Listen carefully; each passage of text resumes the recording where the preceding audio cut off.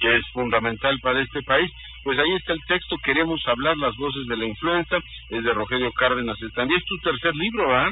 Sí, es el tercero, y sobre todo lo valioso que tiene es que lamentablemente por el espacio solo pude meter 12 historias de las 30.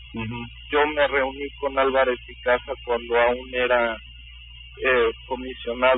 presidente comisionado de Derechos Humanos.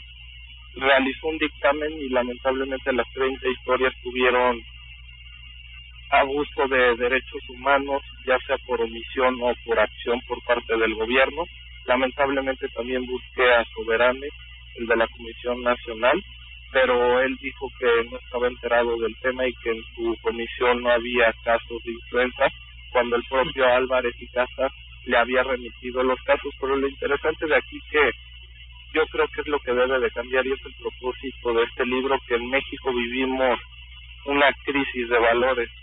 Vemos como en el caso de las ejecuciones o de la influenza fallecen personas y ya lo vemos como algo cotidiano en nuestra mente colectiva, ya no nos indignamos, y la mejor manera para que cambien las cosas es que la gente se informe, sobre todo para que participe, y lo más importante, le exija a sus gobernantes. Y por mencionarte una historia, la segunda de este libro se llama Los sueños rotos, es de un pequeño que estaba por cumplir 2 años, que se internó en el Hospital General de la Ciudad de México.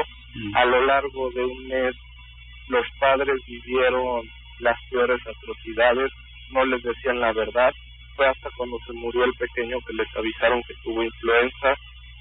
Se cruzó fines de semana o días festivos y dejaban a los chiquitos sin atención. Resulta que cuando los separan por el padecimiento de la influenza, los padres, al cuestionarse por qué lo tenían solo, lo vuelven a pasar al área donde estaban los demás niños, y resulta que se contagiaron todos los pequeños.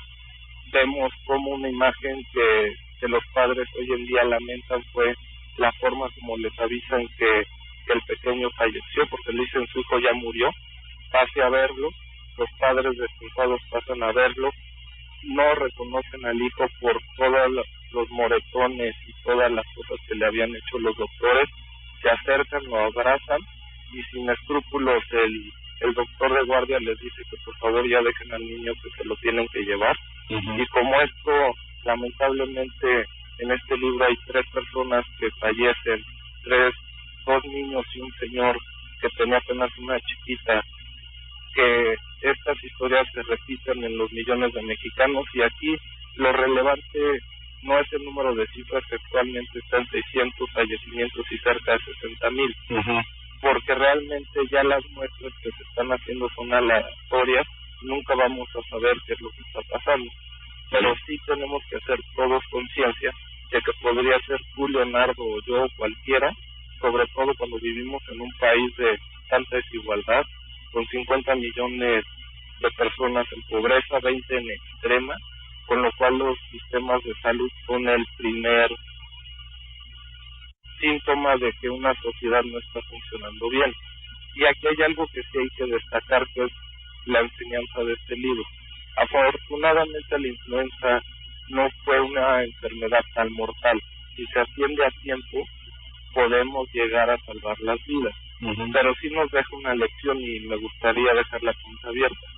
¿Qué hubiera pasado si en nuestro país nos hubiera afectado otro virus, más mortal, ya sea el ébola o la gripe aviar? ¿Realmente hubiéramos estado a la altura para salvar a millones de mexicanos, como se dijo en el discurso del presidente Calderón, que se había salvado no solo a México, sino a la humanidad? Sí, vemos un sistema de salud absolutamente cuarteado. Es impactante el capítulo 6, Derecho a la Salud, puro discurso, y ahí, bueno, al final del mismo se dice que efectivamente Álvarez y Casa comentaba que eran 700 quejas más o menos anuales por razones de negligencias médicas, corrupción o malos tratos en hospitales. Sí, y esta situación se repite, y sobre todo estamos ya por entrar en la época invernal, cuando se va a recrudecer más, y la única manera de que esto cambie es que realmente se haga de fondo, no únicamente de discurso.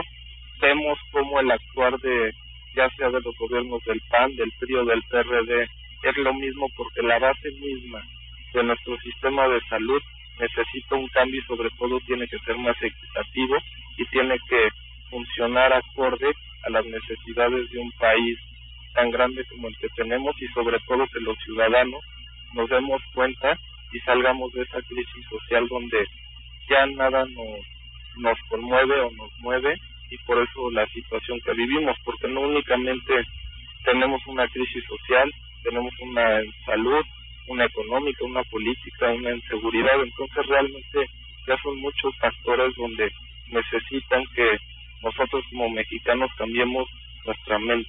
Ya, y leer tu libro, por supuesto, nos mueve a reflexionar muchísimo. Rogelio, muchas gracias por la entrevista y muchas felicidades.